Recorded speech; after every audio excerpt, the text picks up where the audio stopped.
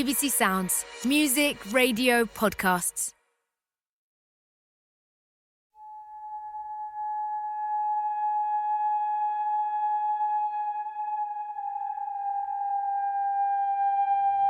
I do remember it happening. I do remember wondering what had happened and being upset, because really we were a small town in many ways, and so for something like that to have happened. So it's something that's always in our consciousness. What do you remember, Barbara? Yeah, what do you remember? I just remember everyone talking at school about it and wondering how it could happen. Thinking, that doesn't happen here. You know, how can someone go missing and not be found? Yeah. It just became like a bad place that we were never allowed to go. And even to this day, I drove past and I think, because everyone who was there alive then, who's alive now, you mentioned Cheryl Grimmer, everyone knows that story. It's hard to understand how she could have just, someone picked her up without anybody else seeing that. Nothing else has happened like that. No. On a sunny afternoon, the 12th of January 1970, Cheryl Grimmer was taken from the changing rooms on Fairy Meadow Beach in New South Wales, Australia. She was 3 years old. This is the story of what happens when a child goes missing. I mean, what really happens. Grief, guilt, and never giving up. Do you know anything about Cheryl's disappearance? Do you know what happened to Cheryl? Sorry. Were you in Fairy Meadow that day, sir? What would it mean for this community to have justice and to have answers? Oh, I think it would be huge. I think finally to know what happened to Cheryl. You know, her name is embedded in our history. You know, Cheryl Grimmer is part of Wollongong, and that poor family who came here in the hope of a new life, and for that to have happened so soon after they arrived, for those boys to finally know where their sister is. Yeah. Yes. From BBC Radio 4, this is Fairy Meadow, Episode 1, When the Wind Changed.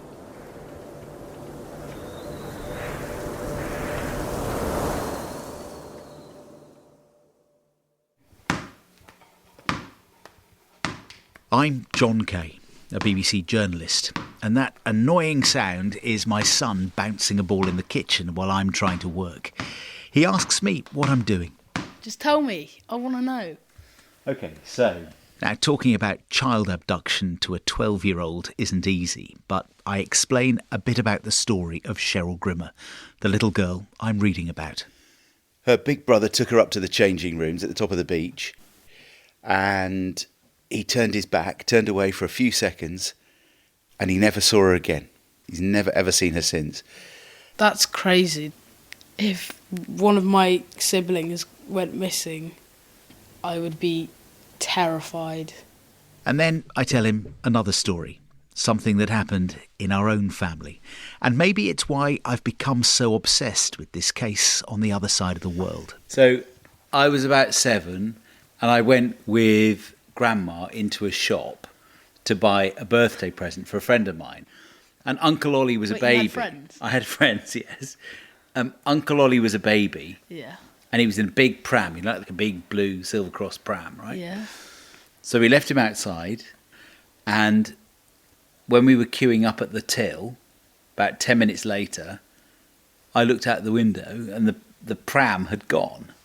No way. Yeah. So he came out of the shop. Yeah. Grandma was just crying and I was crying. And then this man came running up towards us and said, "Is he in a big blue pram?" And Grandma said, yes. And they said, "Oh, I think we found him. Follow us."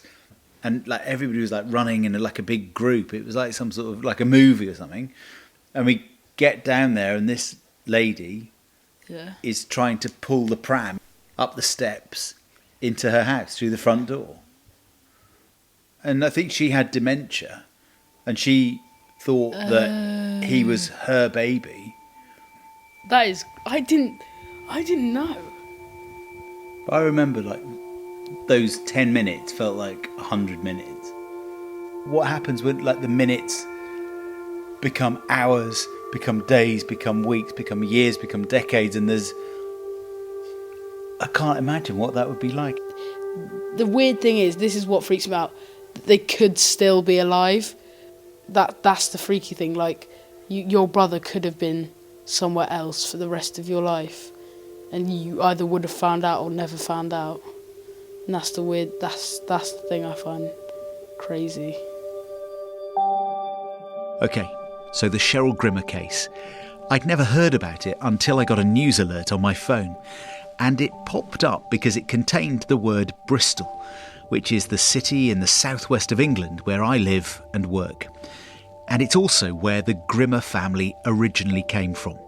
In the late 60s, like thousands of young families, they packed up and left cold, wet Britain to emigrate down under. Well, these days, flying from the UK to Australia takes 24 hours. But for the Grimmers, it took even longer, because this was known back then as the kangaroo route, the plane having to hop in and out of airports in the Middle East and Southeast Asia to refuel multiple times along the way. Now, it can't have been easy making a trip like that with 4 young kids, but the Grimmers thought it would all be worth it because there was an exciting new life awaiting them. Little did they know that within a few months everything would be turned upside down when Cheryl was taken. Well, I'm making the same journey now, heading first for Sydney and then down the coast to an industrial town called Wollongong, because 5 decades on, this case is moving again. Some pretty fancy places, yeah? Oh yes, we're talking new money. Do you mind just holding that as we're going? And I'm just going to get you can just describe where we are and what we're seeing. All right, there's the creek, the swamp, and it's like a nature reserve, yeah? yes, it is. Yes, they've the sooty oyster catcher lives in there. It's a very rare bird. Straight on here? Straight ahead, yeah. This is Stephen Caskey, Wollongong born and bred. He's an ageing surf dude and a bit of a local rock star. Right at the next light. We're heading out to Fairy Meadow Beach, a couple of kilometres from the middle of town, because Stephen was on the beach on the day Cheryl disappeared. Go to the right and then left. You're better than a sat-nav. Oh, absolutely. In 300 metres, turn right.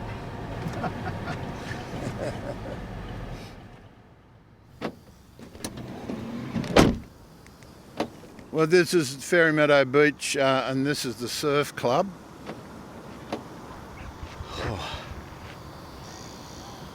Oh, it's strange to be here.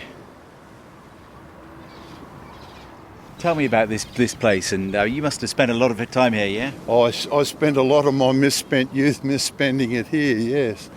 We used to have the occasional keg in here and some freelance horticultural products. It was a good time to be around. What do you love about this place? Tell me, Fairy Meadow, what does this place mean to you?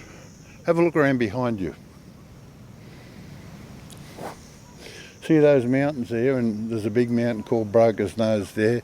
There's a big mountain called Mount Ousley there. That was my view from my front porch, from Mount Ousley to Broker's Nose and beyond. And you're not going to be able to buy a view like that now. And the beaches here are the glorious yellow and white sands.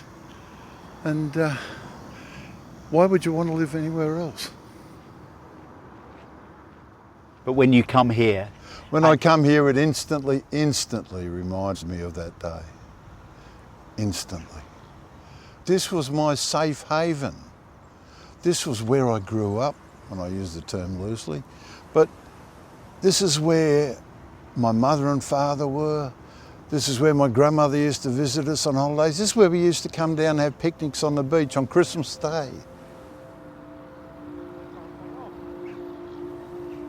The renewal of the memory just coming here today has been very difficult. You don't want to come back here? If I want to go surfing, I'll go to another beach without memories. So that day, midsummer, the 12th of January 1970, loads of families on the beach, and among them Cheryl Grimmer with her 4 children. The youngest is 3-year-old Cheryl. Short blonde hair, royal blue swimsuit. Suddenly, the wind changes. There's sand blowing everywhere. They call it a southerly buster round here. There's a rush to pack up and leave. In the confusion, somebody takes Cheryl from the changing rooms. I got a call and said, come back down the beach. So I jumped on my Harley, came back down the beach, because I was in 2 camps then, a bikie and a surfer, and came back down and everybody's running around like a headless chook. And we had to go looking to this place over on the right here, what they call Pucky's Estate.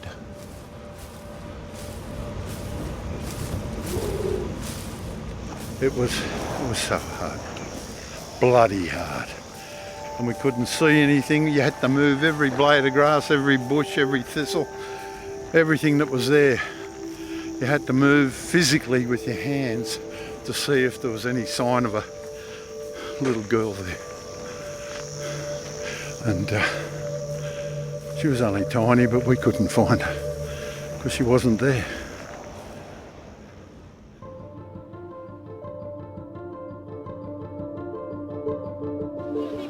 Dozens of civil defence volunteers had joined the hunt for 3-year-old Cheryl Grimmer. Cheryl Grimmer and her 3 boys were taken back to the migrant hostel where they were living, just a couple of 100 metres from the beach. Now, Cheryl's dad, Vince, had just got a job in the Australian Army, and on the day his little girl went missing, he was in his new barracks further up the coast. It was early evening by the time Vince Grimmer made it back to Fairy Meadow Beach, along with 500 other soldiers who joined the search. Mr. Grimmer, the police are still leaning fairly heavily on the theory that your daughter Cheryl has been abducted. What are your thoughts on this? Well, I think I got to go along with the police on the grounds that we got so far. As you know, we've searched Cheryl pretty thoroughly, and there's just no trace of her at the moment, so I think we just have to go along with that theory for the time being. Well, if in fact she has been taken away by someone, have you any words for that particular person? Oh, I got some words, all right, I'll tell you that now. But if anybody has got my daughter, I would honestly and truly, I would like her back unharmed, as early and as quick as possible. That's about all I can say. You're still hopeful that she will? I'm very, very hopeful. I never give up hope. Never.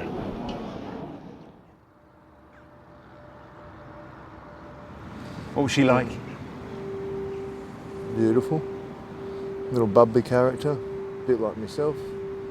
Sort of like That's Cheryl's brother, Paul. Can you tell me how it affected your mum and dad? It shattered mum and dad. Dad was only a young fella with a wife and 4 beautiful kids that wanted a better life for us, so he brought us to Australia. So when Cheryl went missing, it absolutely shattered him.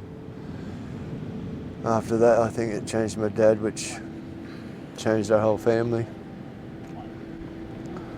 And to this day now, even with my own kids and grandkids, I don't let them out of my sight. When we go out, I don't enjoy the day. My family enjoy the day, but I'm just too busy counting numbers, checking heads, making sure everyone's there. Just because.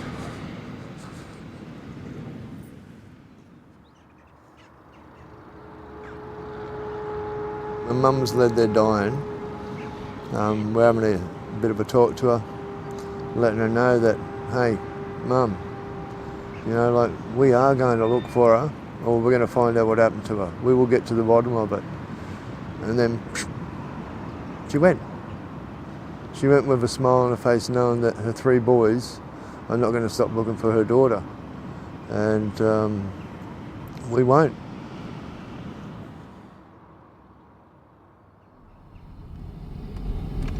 As you grow up, it eats you away. So I know how much it is eating. Just listening back to that interview with Paul, and he doesn't actually remember much about the day Cheryl went missing because he was too young. But there is another brother, the oldest of the Grimmer kids, Ricki, and he remembers everything in vivid detail.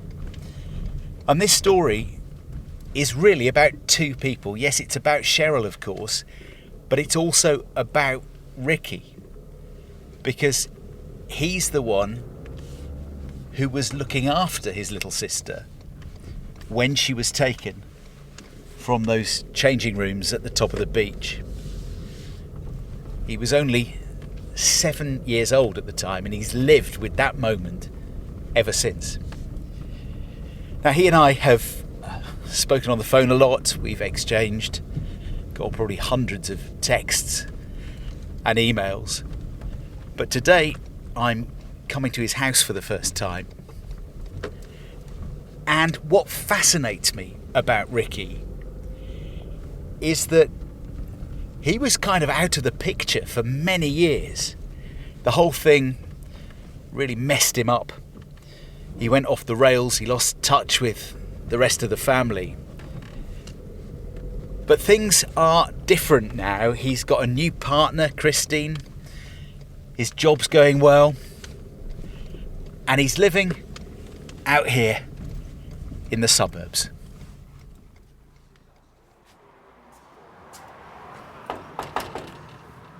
Hello. Hey, mate. How you Good going? to see you. And you. How are you doing? Come on in. Good, will do. Who's this? It's Jasper. Hello. He's friendly. Super Hello. friendly. Oh. Come on through. Don't worry about him. He's Hello. He's just showing off. Showing off. What's he got there? Teddy His bear. toy. Yeah. Hello. I'll just go and get some stuff. Tell me what these are. These are letters to my sister and all my notes throughout. My psychologist wanted me to write letters to my sister and sort of tell her about my life and what I'd been doing, and asking her about her life, even to the point of, doing stick figures and sort of telling her, all about the family and stuff like that. Asking her about her life, and then letters to the kids and stuff like that. As you can see, it sort of doesn't go too far from me. It's well used. Well, you carry that everywhere? Yeah, goes with me everywhere. Really? Literally? Every plane trip, everywhere. Everywhere. Go on holiday, comes with me. If I die, it dies with me, So, yeah. And how much of your day-to-day life are you spending chasing and fighting and trying to get results? Hours every day. Literally? Every day. Emails, hours every day, 7 days a week. I just got to ask my partner. I'm just consumed by it. What keeps you going? I want to hear the truth. I work extremely hard, and I just don't stop. Am I tired? You betcha. Can I sleep? No. I won't sleep until it's over. Should we sit over here? Is that all right? Sure. Are you happy to?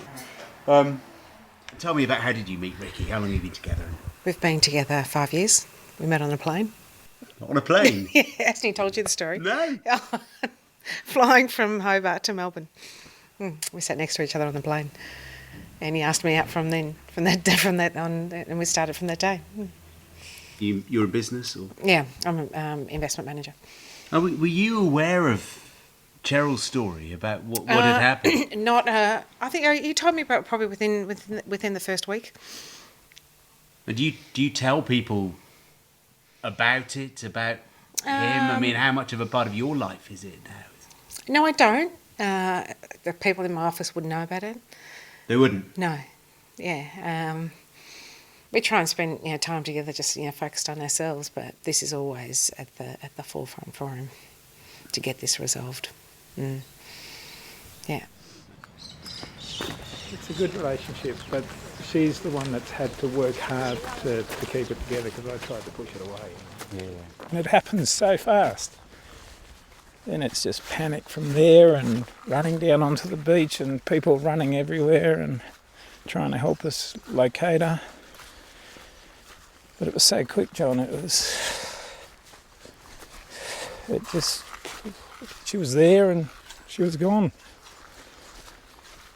And I'll never forgive myself for that. But everybody must say to you, you were, 7, 8 years old. It wasn't your fault. You must have been told that hundreds of times. Yeah, thousands, millions. But I've tried, but it's not worked. It ain't gonna work now. The concrete shower block at the top of Fairy Meadow Beach hasn't really changed since 1970. Painted yellow, separate doors, male and female. Now, Ricki doesn't come back here very often these days. But if I'm going to investigate this story, he wants to show me exactly where he last saw Cheryl.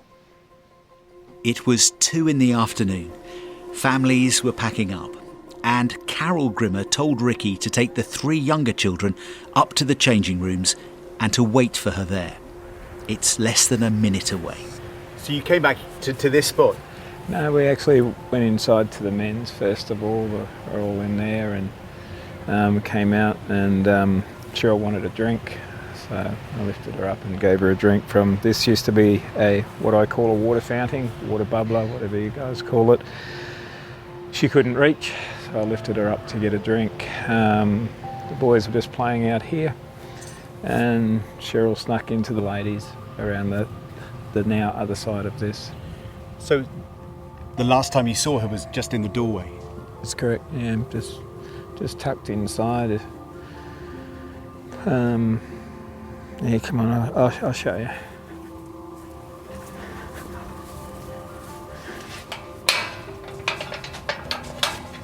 So she was just there.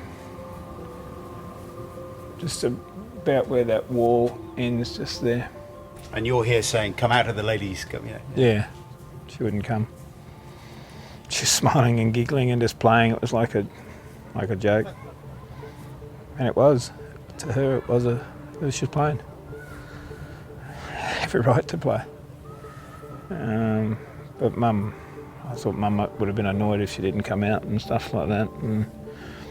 And you don't want to go into the ladies' changing room? No. Because you're a 7-year-old boy? Yeah, boys didn't go into the ladies' change rooms. And I said to her, come on, Mum needs us, you're going to get into trouble, if I have to go down and get her, you're going to be in big trouble.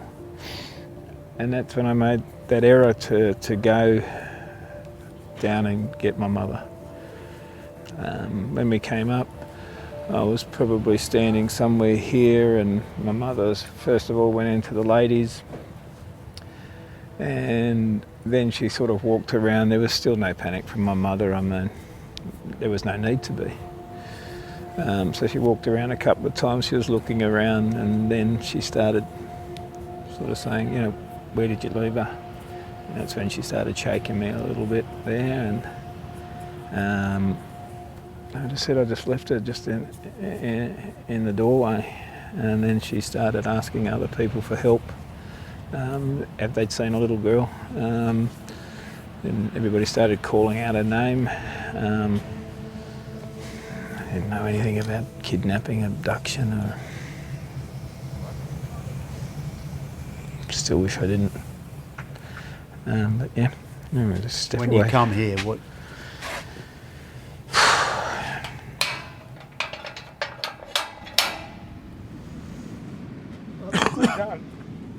Okay, mate. Ricki walks away, and it's hard to see a guy in his late 50s still so badly affected by a moment that happened all those years ago. But Ricki seems stuck because he can't stop blaming himself. He's been married 3 times and the breakups were messy. He used to be a heavy drinker. A few years ago, friends found him slumped in his car. He says he was desperate and they saved his life. Now, the Ricki I'm getting to know is calmer, focused, but still tormented. He is extremely traumatised, and I'm not sure whether you're able to tell that as well, but what I see is a different side. He has nightmares continually, always reliving the whole incident. I should have dragged her out that day. I believe that Mrs. Grimmer is not seeing anyone. She's under sedation. I didn't. I should have. Have you been able to speak to her? She's bearing up as well as I only had it for 3 short years. Read this information. Somebody must have seen something. I still see her standing there. And there's something else that adds to Ricki's torment. Or rather, someone else. Because I said this was a story about 2 people. Well, actually, there's a third. Do you know where Cheryl's body is? I don't have any memory.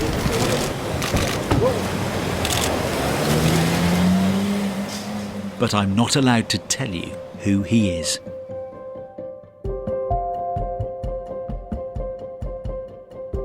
In the next episode, we'll look for clues in the early days of the investigation, like the mysterious ransom note that was sent to the family. When you heard about that... We thought, oh, wonderful, pay it, let's get her back. You can listen to that right now, with more episodes to follow. And if you want to get in touch with us about the podcast, our email address is fairymeadow@bbc.co.uk. My name is John Kay. The producer is Chris Ledgard. Music for the podcast is by Elizabeth Purnell. Our studio engineer is Jack Sweeney. And the editor is James Cook.